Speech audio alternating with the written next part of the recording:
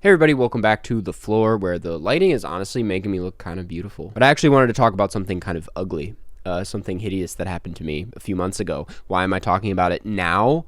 I'll explain in a second. So a few months ago, I was hanging out in bed when I got an email from YouTube, something you never want, that said, "Hi, Karsten Runquist, we received a copyright removal request for your video. Based on applicable copyright law, we removed your video from YouTube. Video title, the new Studio Ghibli movie is weird. The Boy and the Heron." I'm no stranger to copyright on YouTube.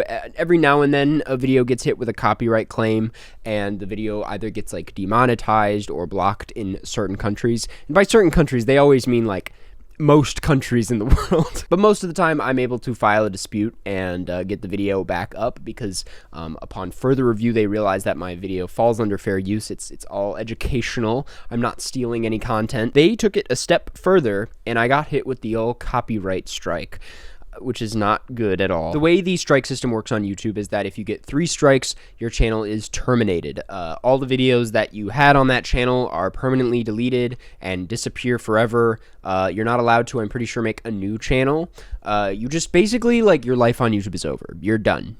You can't do it anymore. Which is why to literally everybody on YouTube getting a copyright strike is a pretty big deal. If you get 3 of them, that's literally the end of your career. The thing is, it's like for a legal takedown to happen, it's not just like AI. It's not a robot. There's like a real human who went and watched the video. In this case, if you couldn't put it together, this came from Studio Ghibli themselves. And so because of this, I panicked. I was like, I don't know what they're cooking up over there at Studio Ghibli. So I had to privatize all of my Studio Ghibli videos, including the Ghibli ranked video that I put out just earlier this year. A video that is like one of my favorite videos I've ever made. I was so proud of it, to be honest. I really loved putting that together. It made me realize I should have been doing these like long form ranked videos all along. It's just so fun to dive into a filmography like that, and I had to, privatize it. This also meant that I had to take down my I watched every Oscar nominated film video, another one that I had a lot of fun working on. I was like, I can't take down the top 20 of the year video. That's like such an essential. So I just kind of blurred the footage in that one. Basically, yeah, I went back and looked at like every single video about Studio Ghibli that I've made, and I privatized it because I was just like, they could go on a tear tonight and just fucking take them all down. And that's 3 strikes, and then it's over. To be fair, I was not ever that worried. If that were to happen, I would have gotten lawyers involved and gone that route with it, because at the end of the day, I do know that what I am making is under fair use. I'm not worried about the actual logistics of it. I don't know if part of why they wanted to take down that Boy and the Heron one is because like the thumbnail kind of implied I didn't like it, or that it was like a strange movie, that there was something somewhat negative about the way I marketed the video. Again, it's gone.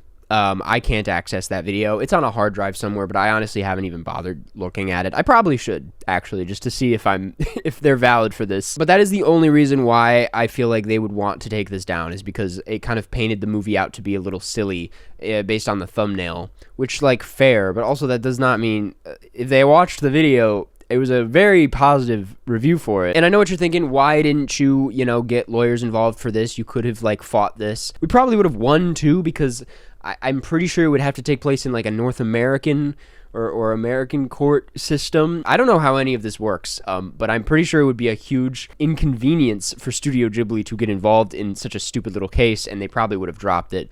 But the risk is that if they decided to pursue it, then it would have become a case. It would have costed a lot of money.